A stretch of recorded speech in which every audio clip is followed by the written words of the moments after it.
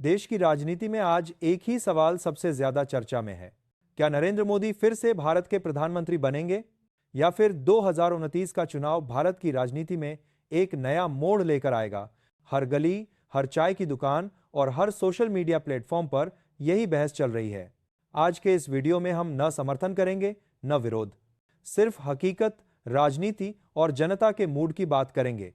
नरेंद्र मोदी, एक ऐसा नाम जो पिछले कई सालों से भारतीय राजनीति का केंद्र बना हुआ है। 2014 में जब उन्होंने देश की कमान संभाली, तब लोगों में बदलाव की उम्मीद थी।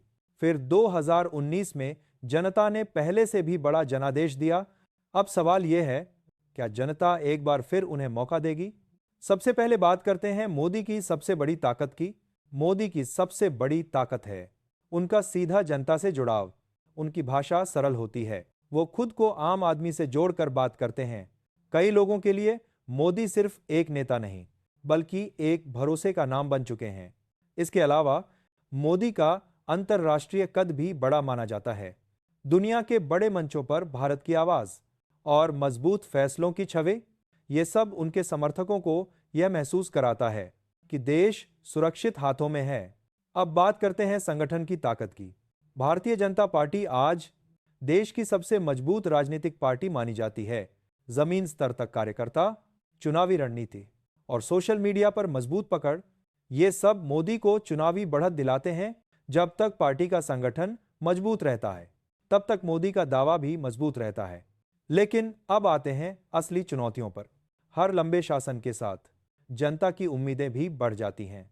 आज देश में कुछ मुद्दे ऐसे हैं जो सरकार के लिए परीक्षा बन सकते हैं।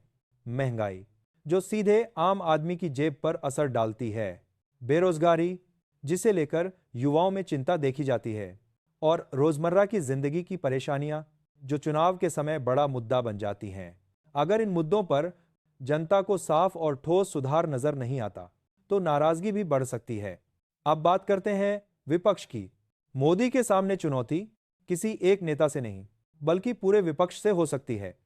आज विपक्ष की सबसे बड़ी कमजोरी यही मानी जाती है कि उनके पास प्रधानमंत्री पद के लिए लेग स्क्वाड को बुहार तख्तार बार में 2012 में कोई एक मजबूत और सर्वमान्य चेहरा नहीं है।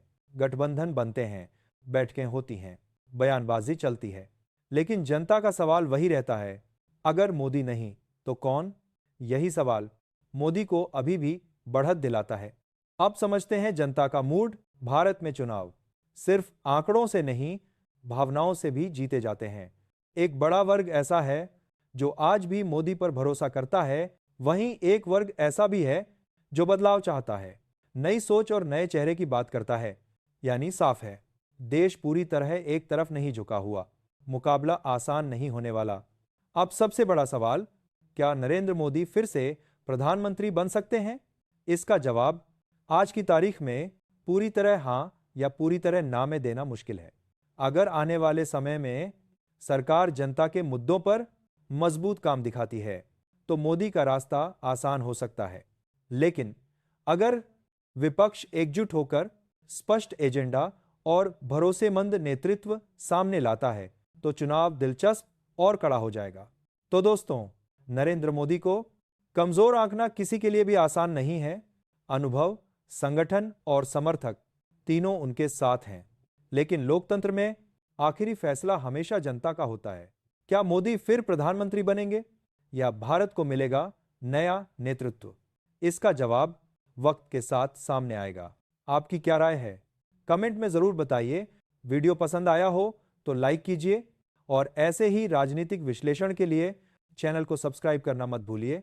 जय हिंद।